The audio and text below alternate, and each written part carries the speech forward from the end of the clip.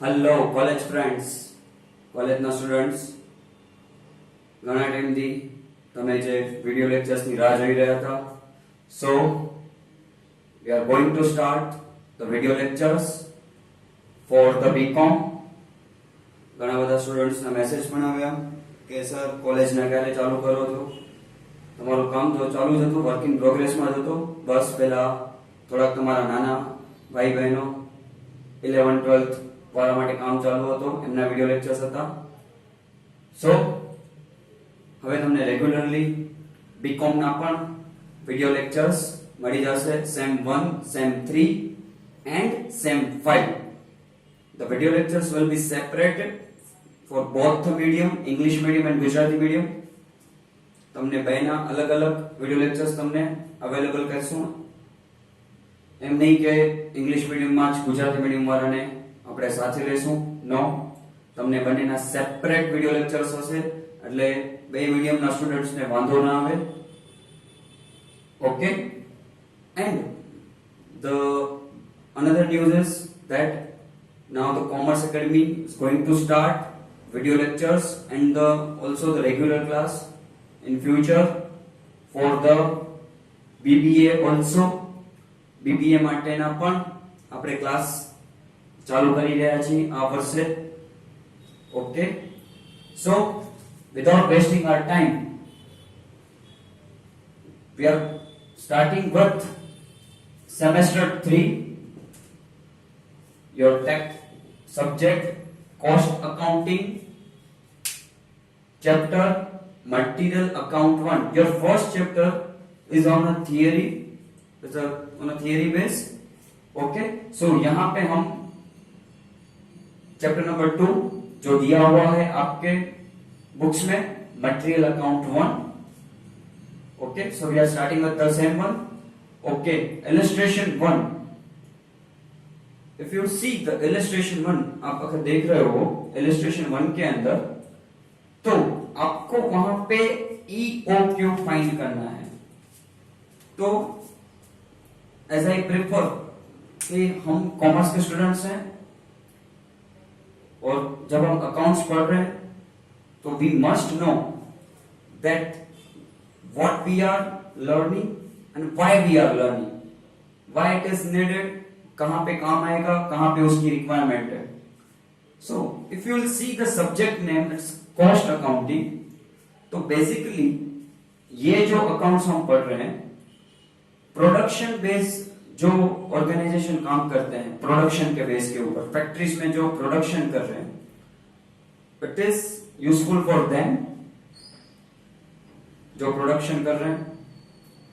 ठीक है, उसमें ये वाला जो चैप्टर है मटेरियल अकाउंट, तो as I said right now that production based company, तो जब उनको प्रोडक्शन करना है तो दे रिक्वायर रॉ मटेरियल. उनको रॉ मटेरियल की जरूरत होती है, कच्चा माल जिसको बोलते हैं गुजराती में काचो माल, कच्चा माल. ठीक है, raw material for the production. तो वो रॉ मटेरियल कहीं और से वो परचेज करते हैं. तो वो रॉ मटेरियल कितना परचेज करना है, अगर आप जब ऑर्डर प्लेस कर रहे हो, when you are placing the order at that time, how much to be order, आपको ऑर्डर कितना देना है रॉ मटेरियल का, तो वो आपको ध्यान में रखना पड़ेगा. सर उसमें क्या हुआ, नहीं, यहाँ पे 10-12 पीस की या 10-12 डजन की या 10-12 केजी की बात नहीं हो रही, वो फैक्ट्री में प्रोडक्शन कर रहे हैं. सो एट दैट टाइम आप जब ऑर्डर कर रहे हो तो आपका जो गुड्स है, आपका रॉ मटेरियल है, वो पैकिंग होके, ऐसा नहीं कि वो ऐसे बॉक्स में आ जाएगा. फैक्ट्री के अंदर जो उनके रॉ मटेरियल्स आते हैं ट्रक्स के अंदर आते हैं, टन्स में होते हैं वो. तो वो आपको ध्यान रखना है कि जब आप ऑर्डर प्लेस करो तो आपको ट्रांसपोर्टेशन का भी कॉस्ट होने वाला है, खर्चा लगने वाला है. फिर आपके पास वो जब रॉ मटेरियल है तो आप ऐसा तो ही नहीं कि वो ट्रक्स आया और डायरेक्टली अपने फैक्ट्री में डाल दिया, वैसा तो नहीं होने वाला. वो आएगा, आप उसको अनलोड करोगे, आपके गोडाउन में रखोगे, फिर जैसे ही प्रोडक्शन में काम आएगा वैसे आप उसको प्रोडक्शन के अंदर यूज करने वाले हो. You are going to use in it into the factory when it requires. मतलब ऐसा नहीं है कि सुबह ट्रक में माल आ गया, अनलोड किया, शाम को आउटपुट कर मतलब फैक्ट्री में डाल दिया, नहीं. तो यहाँ पे आप मेरी बात ध्यान से सुनिए कि आपको ट्रांसपोर्टेशन का खर्चा लगने वाला है। देन वो जो रॉ मटेरियल आया है आपके पास, वो रॉ मटेरियल को आपको कैरी भी करना है आपके फैक्ट्री के अंदर, वो रखना है, स्टोर करके रखना है, स्टोरिंग कॉस्ट। तो यहाँ पे ये सब भी खर्चा होता है, और ये छोटे मोटे खर्चे नहीं होते, ठीक है, कोई छोटे मोटे खर्चे नहीं होते, ये बहुत बड़े होते हैं। तो आपको ध्यान रखना है कि जितनी जरूरत हो उस हिसाब से ट्रांसपोर्टेशन कॉस्ट देख के, और आपके पास कितना उसको स्टोर करने की जगह है, स्टोरिंग कॉस्ट कितना लग रहा है, स्टोरिंग का खर्चा। स्टोरिंग कॉस्ट मीन्स कि आप वो रॉ मटेरियल को स्टोर कर रहे हो, तो उसका खर्चा कितना लग रहा है वो सब देख लो। उसके बाद आप उस हिसाब से ऑर्डर कर लो। ऐसा नहीं कि पूरे साल का एक साथ मंगवा लिया, आप 6-6 महीने के हिसाब से मंगवा सकते हो, 3-3 महीने के हिसाब के मंगवा सकते हो, महीने महीने के हिसाब से मंगवा सकते हो। आप देखो कि कितना आपको सस्ता पड़ रहा है, कौन सा वाला आपका मेथड, महीने वाला, कि आप कितना ऑर्डर कर रहे हो तो आपको वो सस्ता पड़ेगा। तो वो आप देखो और उस हिसाब से आप ऑर्डर प्लेस करो।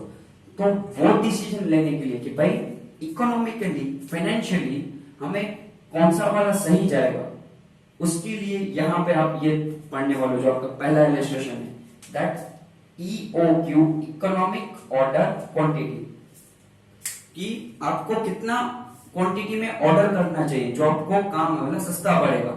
देखो माल तो मंगवाना है, खर्चा तो लगने वाला है, लेकिन अगर ज्यादा लग रहा है, अगर आप साल के हिसाब से मंगवा रहे हो, उसमें ज्यादा खर्चा लग रहा है, तो आप 6-6 महीने के या 3-3 या जो भी वो आपको सूटेबल, रिजनेबल पड़े, ठीक है, अफोर्डेबल में हो, तो उस हिसाब से आप करो। उसके लिए ये फॉर्मूला डेवलप किया, that EOQ is equal to root के अंदर 2AO divide by CP। A का मतलब क्या, what it means by A is equal to annual consumption, O is equal to ordering cost, C is equal to carrying cost. लेकिन कई बार आपको question के अंदर ये P दिया होता है, आपका जो ये डिनोमिनेटर है, डिनोमिनेटर वो परसेंटेज में होता है, तो उस टाइम पे आपको प्राइस का यूज करना पड़ेगा। तो वैसे तो मुझे पता है आप कॉलेज स्टूडेंट्स इतना सब कुछ ध्यान नहीं देते, ठीक है सर आप हमें फॉर्मूला बताओ, पुट करेंगे, आंसर ले लेंगे, लेकिन इट्स माय ड्यूटी कि आपको मैं बता दूं कि भाई हम ये चैप्टर पढ़ रहे हैं तो क्यों पढ़ रहे हैं, क्या है, ठीक है, थोड़ा बहुत आपको मैं नॉलेज देता रहूंगा उसके लिए। So now illustration 1। तो ये चैप्टर में एक ये फॉर्मूला है, बहुत सारे फॉर्मूला और भी आएंगे आगे, 12-13-15 कुछ फॉर्मूला है, there are 12-15 formulas in this chapter that we are going to learn one by one। जैसे इलस्ट्रेशन आएंगे वैसे वैसे हम ये फॉर्मूला करते रहेंगे। तो first is EOQ, okay. So in the illustration 1 information है annual consumption, cost per unit, cost of placing order and the cost of storing unit.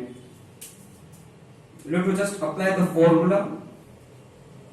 We have that 2A. A means annual consumption. Annual consumption is 9,000 units. So 2 multiplied by 9,000. O means ordering cost. Cost of placing an order 15 divided by What I said right now that अभी मैंने आपको क्या बोला कि अगर question के अंदर वो मैंने बोला ना स्टोरिंग का खर्चा, आपका जो डिनोमिनेटर है वो गुड्स को, आपके रॉ मटेरियल को, यूनिट्स को स्टोर करने का खर्चे की बात कर रहे हैं, तो वो 10% दिया हुआ है। तो 10% किसका है, प्राइस का, कॉस्ट पर यूनिट का। उसका कॉस्ट कितना है, तो 30 रुपीज मल्टीप्लाई बाय 10%।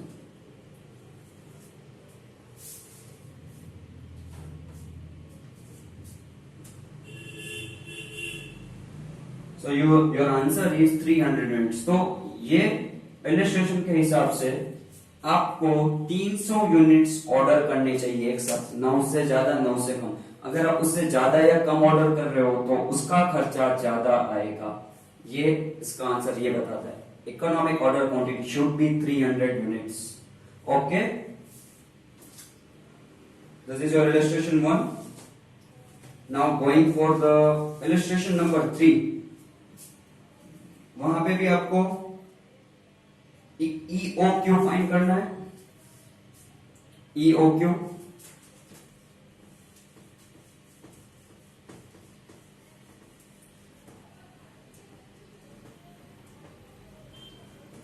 इंफॉर्मेशन देखते हैं अभी क्या एनुअल कंजम्पशन है illustration number 3 annual consumption units 5000 units cost per unit 8 cost of placing an order 25 rupees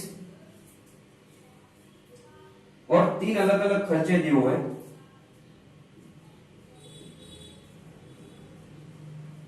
cost of storing which is 0.20 insurance cost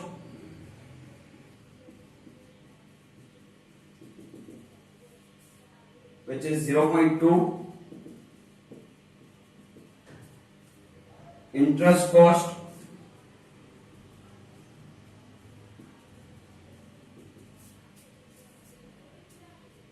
(0.2). Same question. Find out the EOQ. So our answer will be 2AO. तो 2 तो ऐसे कैसे आएगा? Annual consumption कितना है यहाँ पे 5000 units then O ordering cost कितना है cost of placing an order is 25 divide by carrying cost आता है वैसे तो सी में क्या आएगा कैरिंग कॉस्ट यहां पे आप देखोगे परसेंटेज नहीं दिया हुआ तो ये क्या बोल रहे हैं आपको 3 खर्चे दिए हुए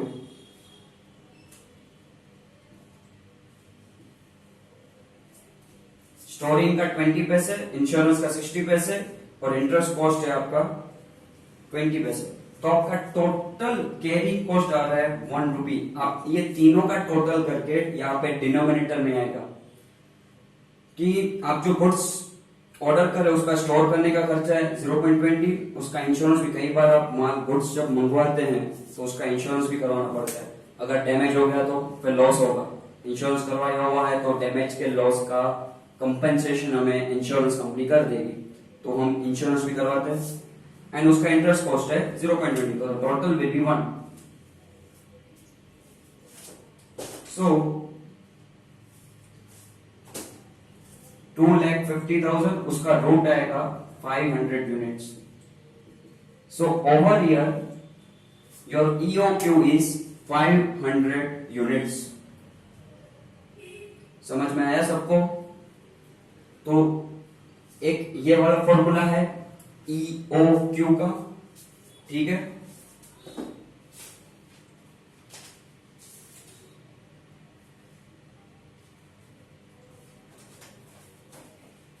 उसके बाद हम इलस्ट्रेशन 5 में जाते हैं इलस्ट्रेशन नंबर 5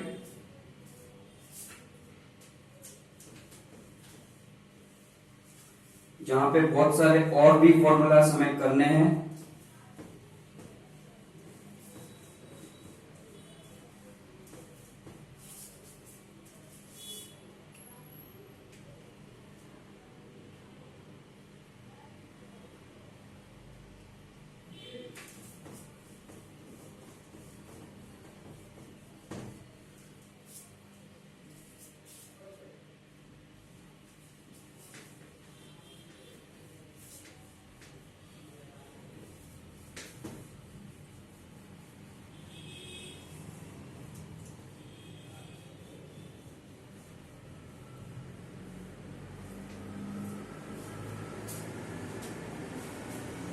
इलस्ट्रेशन 5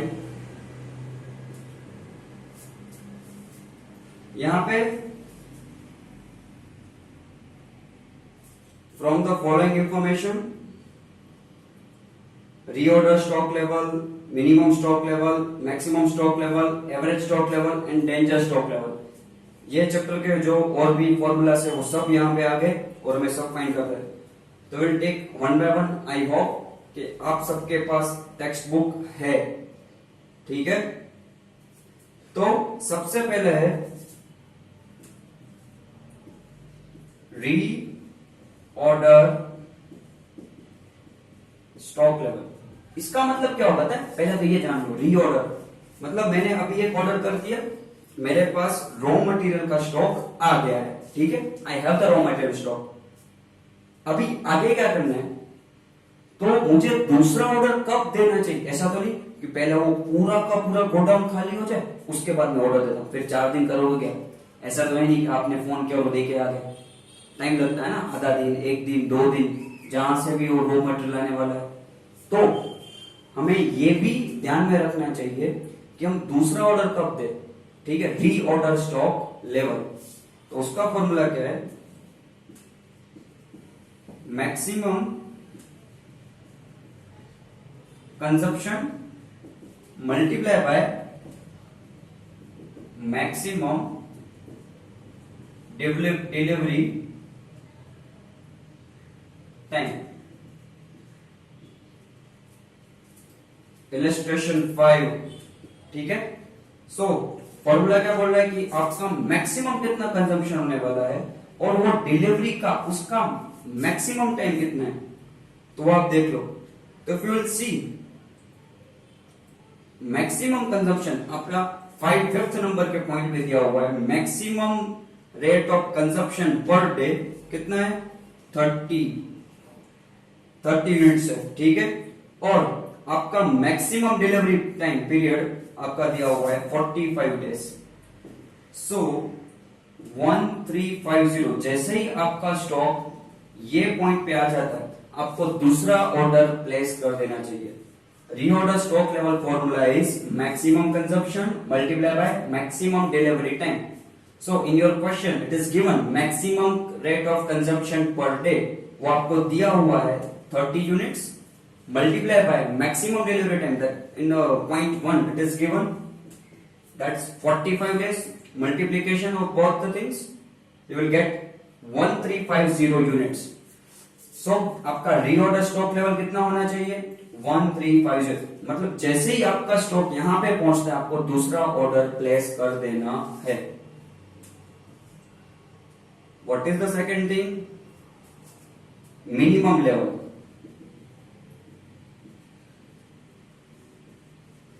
इससे कम का स्टॉक तो नहीं होना चाहिए, तो उसका फॉर्मूला क्या है? Ordering level. What is the formula for the minimum stock level? Ordering level minus average consumption multiply by average time. अभी ये जो ऑर्डरिंग लेवल है ये और कोई नहीं, आपने जो अभी ये फाइंड किया वही है 1350। ऑर्डरिंग लेवल एंड रीऑर्डर दोनों सेम है। सो 1350 माइनस अभी एवरेज कंजम्पशन देखना है, तो it is also given in your question, वो भी आपको दिया हुआ है। Point number 6 average rate of consumption per day 25 units multiply by average time. तो एवरेज डिलीवरी पीरियड भी दिया है पॉइंट नंबर 2 में 35 डेज।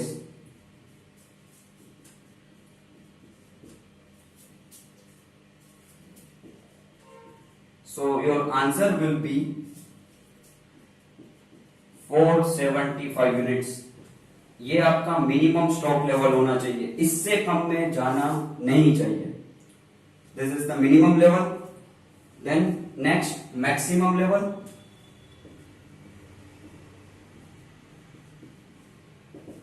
मैक्सिमम लेवल उसके बाद का इलस्ट्रेशन 5 में point number C maximum level.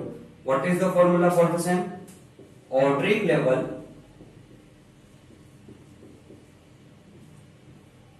Minus minimum consumption multiply by minimum consumption multiply by minimum time. यहां पे फॉर्मूला खत्म नहीं होता, प्लस ऑर्डरिंग क्वांटिटी। क्या फॉर्मूला है मैक्सिमम लेवल का? ऑर्डरिंग लेवल माइनस ब्रैकेट के अंदर minimum consumption multiply by minimum time, then plus ordering quantity. What is the ordering level? आपका ऑर्डरिंग लेवल कितना था? That we have found out 1350 minus minimum consumption, it is also given minimum rate of consumption 7th point में illustration 5 में 20 multiply by minimum 10 third point 25 plus ordering quantity वो भी आपको question में दिया हुआ है 8th नंबर का पॉइंट 600।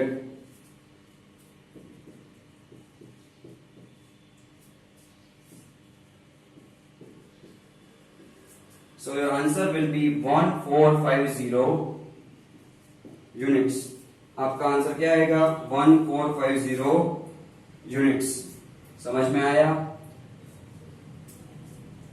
ये सारे फॉर्मूलाज आप क्या करना, अभी ईओक्यू वाला था, फिर ये 1 2 3 अभी चौथा और आएगा। तो आपका जो आप बुक बना रहे हो, नोटबुक अगर बना रहे हो, उसके फर्स्ट पेज में ये फॉर्मूलाज लिख देना। देन नेक्स्ट है एवरेज लेवल। एवरेज लेवल क्या है? Minimum level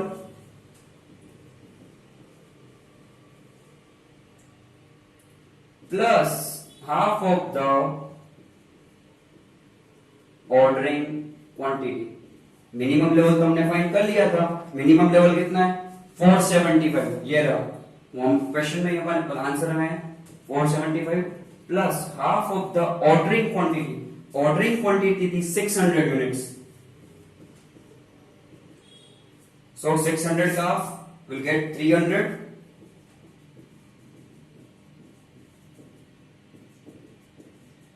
So average level will be 775. Our average level will be 775. Now about the danger level, मतलब कि अगर वहां तक पहुंच गए डेंजर लेवल में, तो फिर स्टॉक कभी भी शायद आपका खत्म हो सकता है। ये क्या करते हैं, जो फैक्ट्री में कॉस्ट अकाउंटेंट होते हैं, मेनली कौन होते हैं? Cost accountant. तो ये सब डेटा उनके पास रहता है कि, और जो प्रोडक्शन मैनेजर रहता है उसके पास भी रहता है कि भाई कभी भी प्रोडक्शन रुकना नहीं चाहिए। तो ये लेवल मेंटेन करके रखते हैं कि भाई अभी तो रॉ मटेरियल खत्म ही हो जाएगा और फिर प्रोडक्शन अटक जाएगा, तो उससे अच्छा दूसरा ऑर्डर वहां पे कर दो। Danger level formula average consumption multiply by maximum delivery time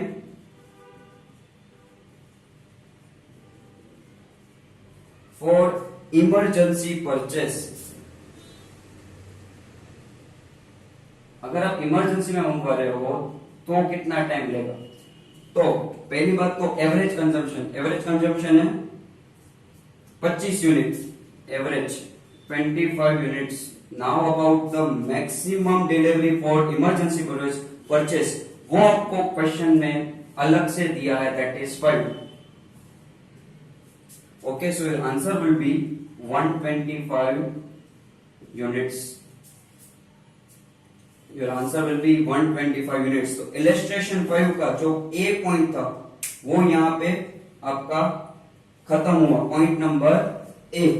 अभी उसका point number 2। Now point number B. Point number B में क्या फाइंड करना है? EOQ। तो कौन सी इंफॉर्मेशन है? 6 मंथ्स का कंजप्शन,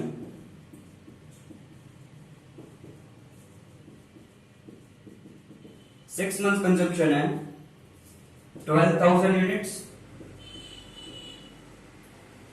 कॉस्ट पर यूनिट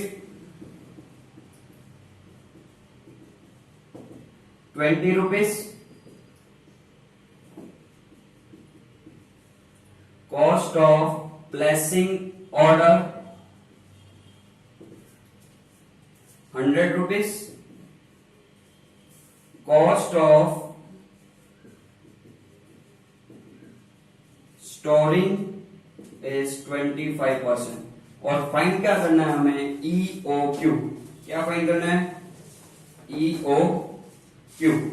तो फॉर्मूला क्या है उसका? EOQ क्या? EOQ is equal to root के अंदर 2AO divide by CP। CP क्यों? क्योंकि यहाँ पे परसेंटेज में अभी 2A के जगह पे मैं लूंगा 24,000। आप बोलोगे सर पूरे क्वेश्चन में 24,000 तो है ही नहीं कहीं पे। आप पहले फॉर्मूला देखो, ए में क्या बोला था? Annual consumption. क्या बोला है? एनुअल मतलब एक साल का, 6 महीने का 12,000, तो पूरे साल का दुगना हो जाएगा, double 24,000। Now O cost of placing order is 100 divide by CP। तो स्टोरिंग का 25% है और कॉस्ट पर यूनिट कितना है? 20 रुपीज। तो 20 रुपीज मल्टीप्लाई बाय 25%। जब यहाँ पे परसेंटेज में है स्टोरिंग, ठीक है, तभी उसको उसके कॉस्ट पर यूनिट से मल्टीप्लाई करना है। सो आपका आंसर रहेगा 9,60,000 का आपको रूट निकालना है और जो रूट आएगा that will be your EOQ and which is 980 units. Okay, तो ये हमने 3 इलस्ट्रेशन किए और बहुत सारे इलस्ट्रेशन है, वो भी हम आगे करने वाले हैं। तो ये वीडियो लेक्चर में हम ये 3 इलस्ट्रेशन रखते हैं। किसी को भी यहाँ पे किसी में भी क्वेरी हो तो आप वहां पे कमेंट बॉक्स में कमेंट कर सकते हैं, या फिर आप मुझे व्हाट्सअप करें तो you will get the answer. शायद तक तो पूरा समझ में आ होगा।